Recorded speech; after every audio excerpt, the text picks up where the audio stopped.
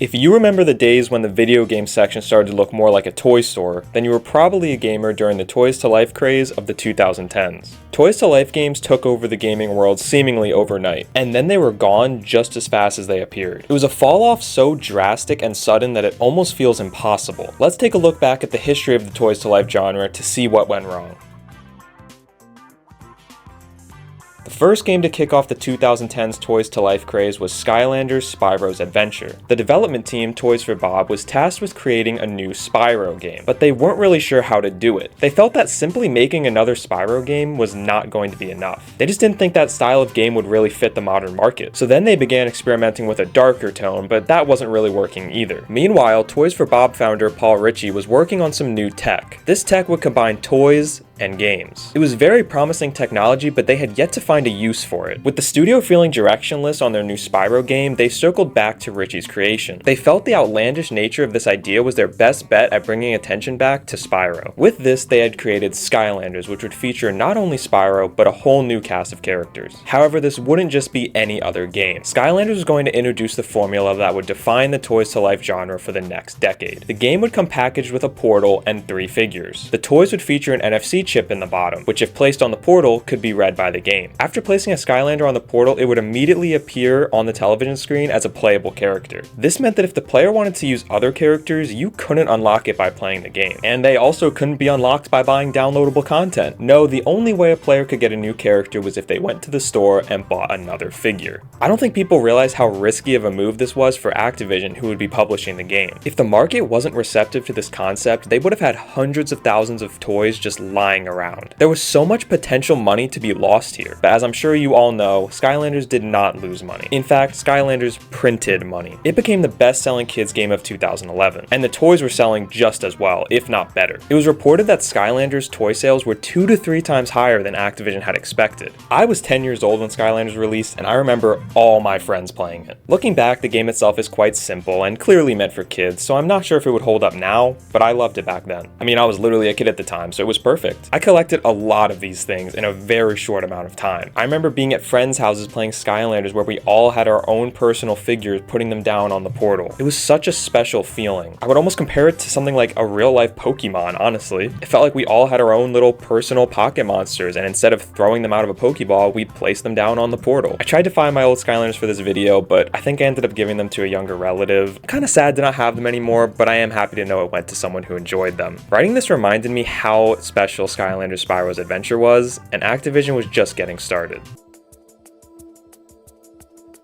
With the wild success of the first game, a sequel was inevitable, and Activision wasted absolutely no time. Skylanders Giants was announced on February 7th, 2012, just 4 months after the first game had released. Due to that quick turnaround, it did seem as though Giants was going to be a bit more of an incremental sequel. What I mean is, there wasn't going to be any major innovations, instead just building on some of the things from the first game. This applied to not only the game itself, but also the toys. The gameplay was fairly similar to the first game with some quality of life improvements, but the toys would see the introduction of giants. These Skylanders were twice the size of the normal ones, and they would appear that way in game as well. They also began introducing some special variant Skylanders with unique lighting effects when placed on the portal. Giants would also be compatible with all the Skylanders from the original game, which was a nice touch. The game didn't review quite as well as the first one, but it was another big hit with players. The game generated almost $200 million of revenue in 2012 alone. A few months after Giants was released, Activision announced that the Skylanders franchise had generated $1 billion in sales. That is an incredible number for a new IP that was only 15 months old. Activision had hit the jackpot with the Toys to Life model, and it wouldn't be long before other companies would want a piece of the pie.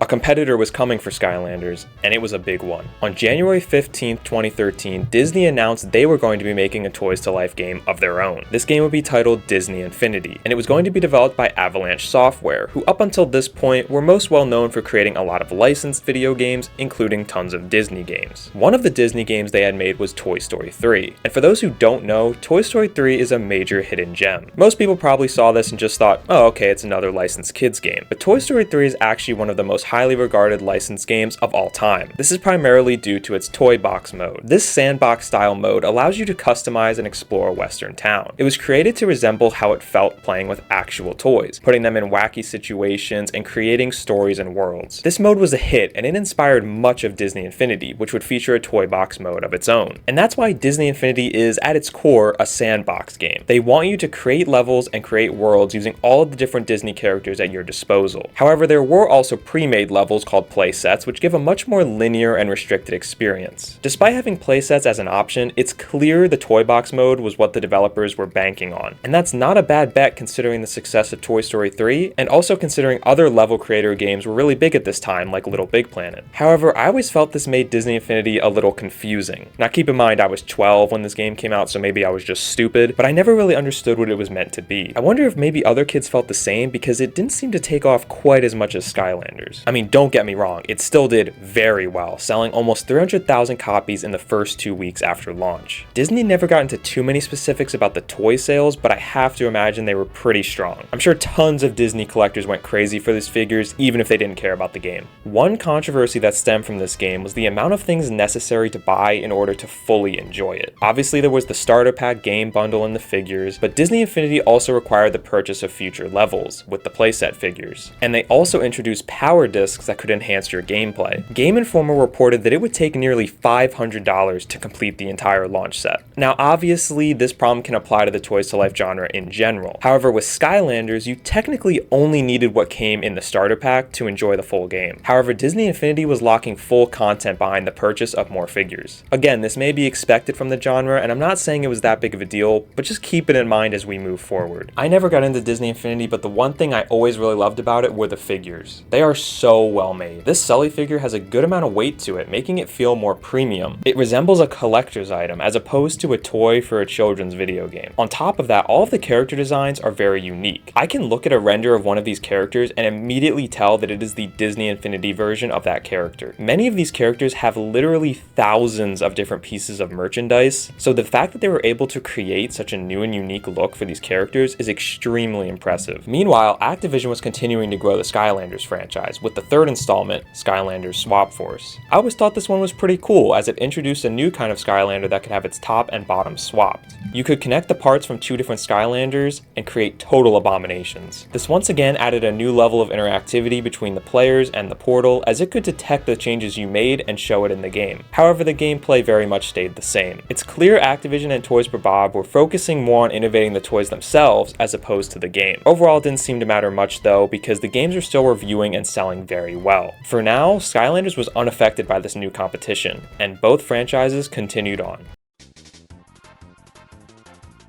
Both Skylanders and Disney Infinity received new installments in 2014, with Skylanders Trap Team and Disney Infinity 2.0. Both games were basically exactly what you would expect. They were very similar gameplay-wise while introducing new figures and items. Disney Infinity 2.0 added Marvel characters, while Trap Team introduced the trapping mechanic. Thanks to the new portal, the players could slap down a trap figure, trapping enemies and allowing them to become playable characters. This enemy would actually stay trapped in there as long as you wanted, even allowing you to take the trap figure to a friend's house and use the enemy in their game. Of course, this now meant you would have to buy traps, alongside all of the new Skylanders. Both games were continuing to introduce new ways to sell toys while sticking to their gameplay formulas that worked, but once again, a new company wanted in, and this time, it was Nintendo. Nintendo had experimented with the Toys to Life genre a year prior with Pokemon Rumble U. It was a small downloadable title on the Nintendo eShop that integrated with NFC Pokemon figures. The best way I could describe Pokemon Rumble U is that it was Nintendo's test run into this genre. Pokemon Rumble U is a very bad game. The figures are bad too, and to make matters worse, they were only available in mystery packs where you didn't even know which one you were gonna get. But hey, Nintendo confirmed that their NFC tech worked, and they were ready for the launch of their first real foray into Toys for Life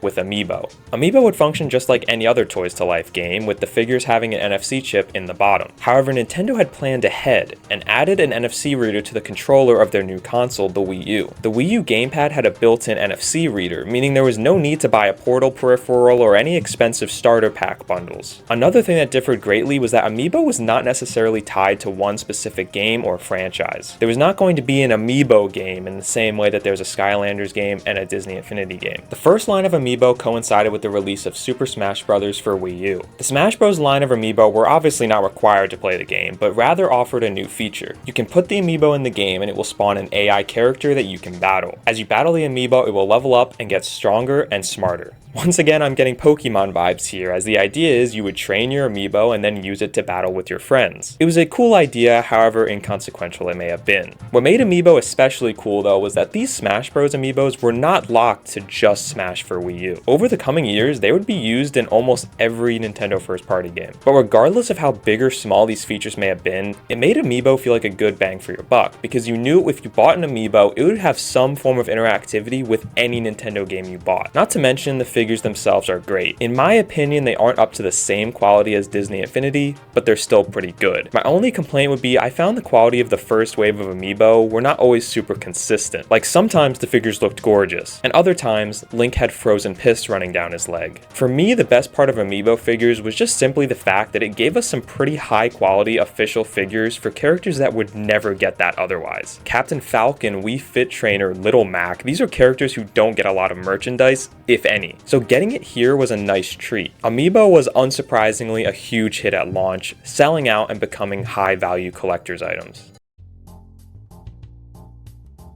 In 2015, the Toys to Life genre was in full swing, with 3 major companies involved, and another one was on the way. However, just as the industry began to go all in, things started to take a turn for the worse. Activision released the next Skylanders game called Superchargers. This time, the new gimmick would be vehicles. I always thought this was a really weird entry in the franchise. That's not to say it's a bad game. It actually reviewed quite well. It's just not something I would have ever expected from Skylanders. I definitely do respect that they tried something different here though, after all the previous games had been so similar. Even if this new gimmick did just seem like a new way to sell vehicle toys. Despite its quality, Superchargers was not a success. In February 2016, Activision reported that the game did not meet sales expectations. I think players may have been turned off by the vehicles and maybe weren't sure if it was actually a new mainline entry or a spin-off. I also think consumers were starting to have burnout from the genre in general and were struggling to keep up with all the different games and figures that were now on the market. Disney continued the Disney Infinity series with Disney Infinity 3.0 releasing in 2015 as well. The game featured Star Wars characters, and although the gameplay would be quite similar, they did significantly improve the combat mechanics. Disney Infinity 3.0 seemed to do pretty well, with the Star Wars figures reportedly making over $200 million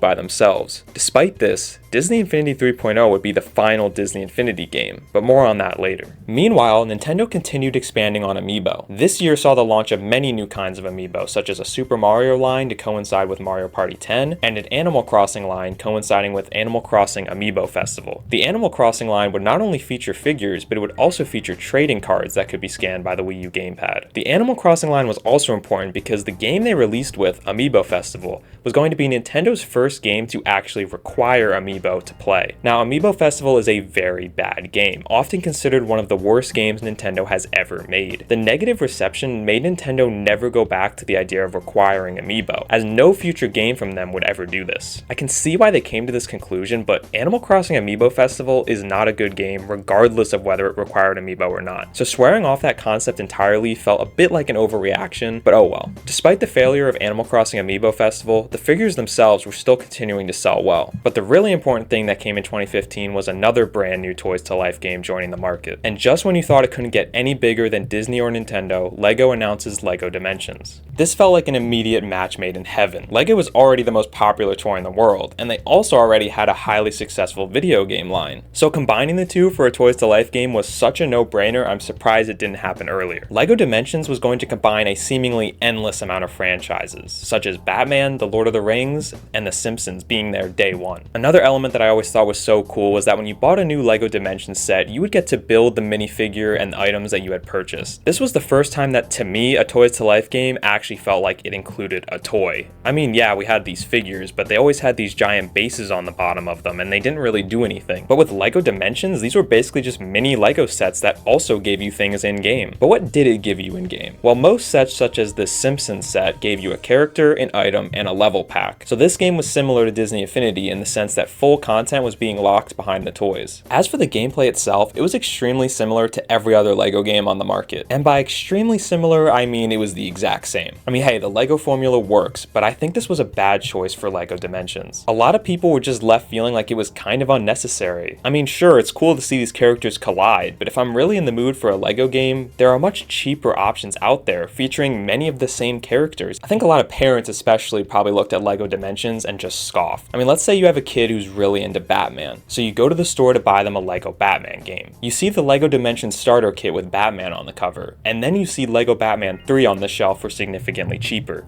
Which one are you going for? Despite this, the game did pretty well initially. People were hyped to see LEGO's take on this genre, and it was reported that the game outsold its competitors in 2015. I always thought LEGO Dimensions was great simply because it allowed the developers to experiment with franchises that would never get fully fledged LEGO games. I mean, we got to see a LEGO video game version of Portal. That was never going to happen without LEGO Dimensions. Despite some rocky reception, LEGO Dimensions appeared to have been a success, for now.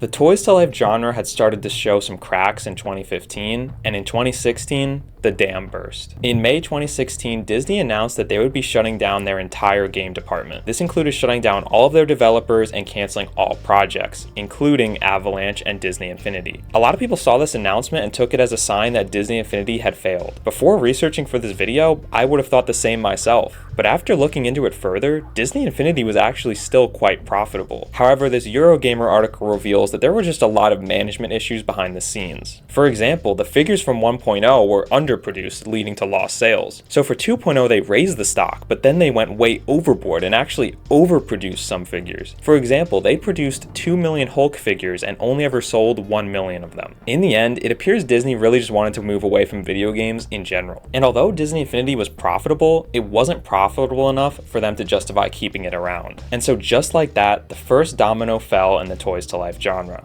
And it wouldn't be the last. Activision released another Skylanders game in 2016, with this one being Skylanders Imaginators. The main gimmick of Imaginators was that you could create your own Skylander. Character creation is always cool, however I feel like this doesn't really fit the genre very well. With Superchargers underperforming, there was a lot of pressures on Imaginators to get things back on track, and that definitely didn't happen. In fact, Imaginators bombed. It only sold 66,000 copies during its launch month. With 2 failures in a row, Activision pulled the plug. We never got another mainline Skylanders game after Imaginators. And so just like that, the 2 juggernauts of the Toys to Life genre were gone. This part of the video feels a bit sudden, right? I mean, just a couple minutes ago, this genre was on top of the world. Well, honestly, that's pretty much how it felt when it was happening in real time too. This came out of nowhere.